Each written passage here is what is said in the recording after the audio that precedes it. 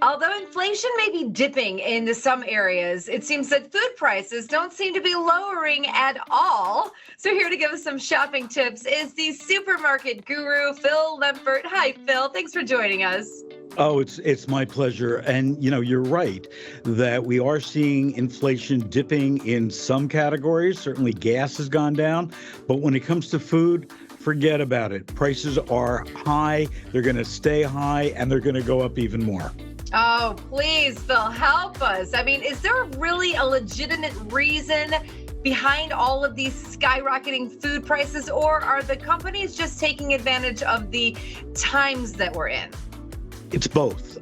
So clearly the problem that we've got as a result of the pandemic is we've got a labor shortage. We have more places becoming unionized, from Starbucks to Trader Joe's. Wages are going up. We're down about 120,000 long-haul truck drivers, which means that transportation costs are going up. And the big one for me is climate change. If we take a look in the past year or so, the amount of droughts, the amount of fires that take place, the amount of flooding that takes place, all of that, is a disaster as it relates to growing our food. Now, the other hand, for the question that you're talking about, yes, we're seeing a lot of price gouging by major food companies. I was on a conference call just the other week where the CEO of Coca-Cola was talking about that they're going to have yet another price increase coming this spring. They anticipate even more price increases. And he said, yeah, part of it has to do with increasing costs, but part of it also is because of their brand is so strong, they can get away with it. And that's in what I call a food crime. Wow. Well, let's talk about shrinkflation. So how does shrinkflation play into the higher costs? Well, so here's what's so interesting about shrinkflation. It's basically another food crime where these manufacturers are taking, their packages, putting less in them. Some, the prices are staying the same. Some, the prices are going up. If you look at Doritos, there's now 8 to 10 less Doritos in a bag. If you look at raisins, there's now 70 less raisins in Sun-Maid Raisins package. The one that makes me laugh the most is breakfast cereals. So when you go down the cereal aisle, you'll see all those banners, family size, giant size, gargantuan size, all of that.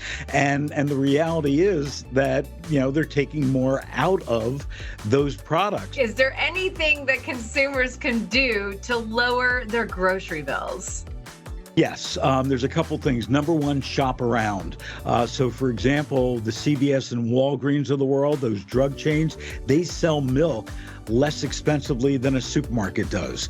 We're now seeing the proliferation of dollar stores. Go to a dollar store. Now, keep in mind that you'll go to a dollar store this week, you'll find a great product that you love at a cheap price, but when you go back next week, it's probably not there.